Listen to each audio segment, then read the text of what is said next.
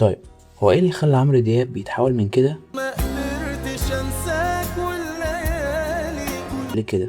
الاحمر شكله عليك خطير وجنان خالص. مع كره معظم جماهيره الأغاني دي إلا إنها محتلة قوائم البيلبورد. إزاي أصلا كل ألبوم عمرو دياب بينزله بيتكره من جماهيره ومع ذلك بينجح كل مرة كأنه سيناريو بيتعاد من 40 سنة؟ بس السؤال مش إزاي بينجح كل سنة، السؤال هو إزاي أصلا مغني عنده 65 سنة لسه بيتسمع لحد دلوقتي وطالع على المسرح بلياقة شاب عنده 25 سنة وبيغني أحدث ترنداته على التيك توك في الحفلة، وأربع أجيال كاملة تعدي، جيل إكس، جيل واي، جيل زد، وجيل ألفا، ولسه بيتسمع.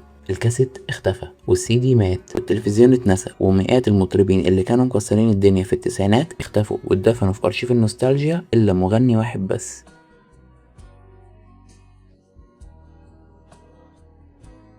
عمرو دياب مش مجرد مطرب ناجح وخلاص، عمرو دياب هو الشخص الوحيد اللي قدر يكسر تاريخ الصلاحية الفني ويفضل متربع على عرش البوب في مصر والوطن العربي لمدة 30 سنة كاملين. وعمرو دياب عشان يوصل للمرحلة دي كان لازم عليه انه يراهن مسيرته الفنية كلها في بدايته، ويا صابت يا خابت. لو رجعنا بالزمن لوقت بداية عمرو دياب هتلاقي فيه نوع من الأغاني كان مكتسح في الوقت ده، وهو أغاني الطرب العربية، وما كانش فيه مكان في الساحة لمغني جديد. بس عمرو دياب قرر إنه ما يخشش الساحة أصلا وهيعمل حاجة مختلفة كانت ممكن تنهي مسيرته الفنية كلها من قبل ما تبدأ. بس هو خد الريسك وراح لحميد الشاعري وقرروا يراهنوا على حاجة اسمها موسيقى البحر المتوسط، وضغطوا أغاني الطرب العربي من 30 و40 دقيقة ل4 و5 دقايق بس، مع دخول الدرامز الإلكتروني في الأغنية ده زائد الإيقاع الشرقي زي الدربكة والرق.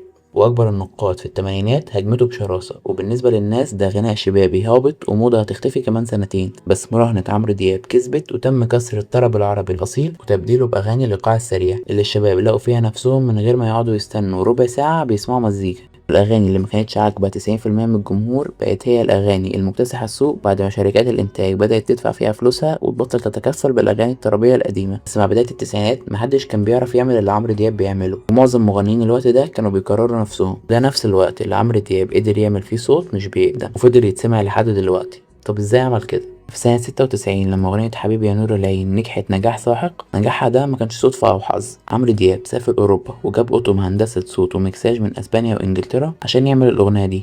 حبيبي يا نور العين يا ساكن خيالي. وهو مش بيشوف الأغنية لحن وكلمات، هو بيشوفها منتج رقمي صوتي وبصري، ونتيجة إن الأغنية كسرت العالم كله ودخلت أهم التشارتس في أمريكا وأوروبا واللاتين. عمرو دياب كان دايما بيسعى في إنه يخلي الأغنية أحلى ومواكبة للعصر، فهتلاقي في آخر التسعينات لما ظهر الأوتوتيون والبيتش كوريكشن المغنيين كلهم كانوا شايفينه عيب فني، بس عمرو دياب استخدمها كأداة جمالية عشان يخلي الأغنية صوتها أحسن في السي دي وسماعات العربيات. بس ذكاء عمرو دياب وساوند ديزاين مش بيفسر ليه شاب عنده 16 سنة شايف شخص عنده 60 سنة قدوة وشاب زيه. طب ايه اللي عمرو دياب عمله عشان يلغي فكرة السن من دماغ الجمهور تماما؟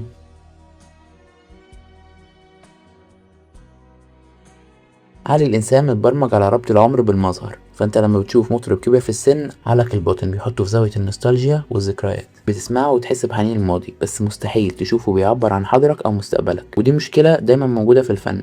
فهتلاقي صناعة البوب كانت بتعاني لما ناس زي مايكل جاكسون ومادونا عدوا ال40 أو ال50 سنة، وعمرو دياب أدرك إنه الجسم هو المظهر البصري للأغنية، فلو الجسم عجز الأغنية بتعجز معاه، فقرر يعمل تدريبات لياقة كل يوم وينزل جيم ونظام غذائي صارم ويبعد عن الحياة المرهقة بالإضافة لبعض عمليات التجميل عشان يفضل محتفظ بشبابه مهما كبر. والأهم هو إزاي يستخدم شكله في التسويق لألبوماته، ففي كل ألبوم البوستر الرسمي مش مجرد صورة، البوستر هو إعلان عن ترند الموضة الجاي. سنة 2000 ألبوم تملي معاك والبلوفر اللي لسه بيتلبس لحد دلوقتي، وصولا لأحدث ألبوماته حبيتك، القميص الصيفي والتاتو وقصة الشعر والدقن الشبابية. فعمرو دياب رفض يلبس بدلة المطرب وقرر انه يلبس زي الشباب اللي عندها 20 سنة، فأول ما تشوفه بالشكل ده عقلك بيلغي تماما فكرة انه راجل كبير في السن. بس الشكل والجسد أدوات خارجية نجحت في التسويق للألبومات. بس ايه اللي خلى كل ألبوماته تبقى دايما متصدرة قوائم البيلبورد واستحوذ كل سنة على موسم الصيف بألبومه؟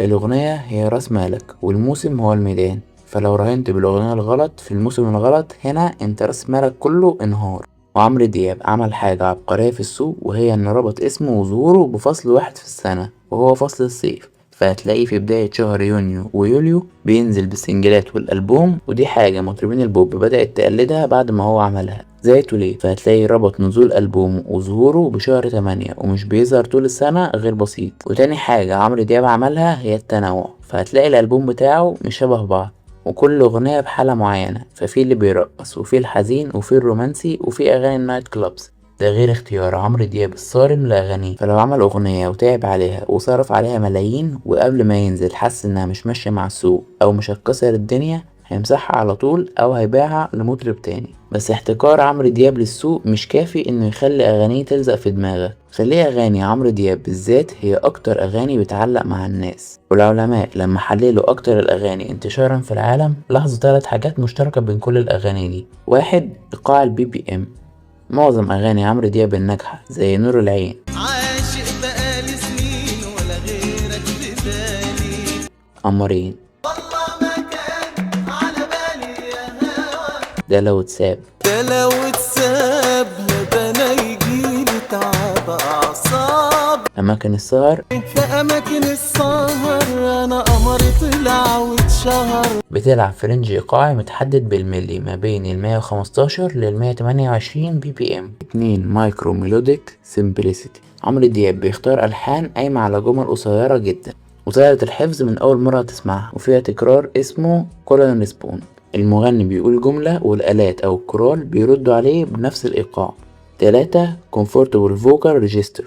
عمرو دياب مش بيفضل يغير في طبقة صوته ويستعرض عضلات صوته، لا هو بيفضل في منطقة صوتية مريحة للودن تسمعها، وكمان وانت بتغني معاه حنجرتك ما تتعبش، فهو بيعيشك معاه الأغنية وبيخليك تغني معاه من غير ما تحس بإيجاد في حنجرتك.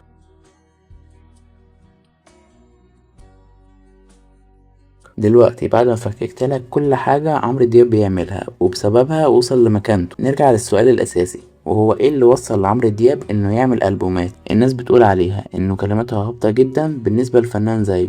والإجابة انه الناس بتفضل شايفة كده لحد ما الجيل الجديد بيجي ويعجب بالألبوم، وبعد كده بتبقى منهج الكل بيمشي عليه، وده باين في أرقام الأغاني اللي مش عاجبة الناس وهي أكتر أغاني مفيرالة من الألبوم.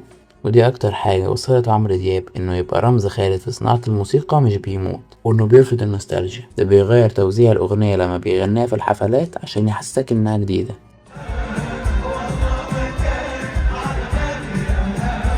عمرو دياب ايقونة في عالم الموسيقى مش هتتكرر، من أول طريقة تفكيره العبقرية وتغييره لمزيكته في كل ألبوم، فكل ما يظهر ملحن جديد عنده صوت جديد بيجيبه ويخلط خبرته خلال السنين مع عقل الملحن الجديد عشان يعمل ألبوم ناجح جديد، وكل أغانيه مدروسة بالعلم مش مجرد أغنية حلوة بتنجح، وده دايما بيضمن وجوده على عرش مجال البوب.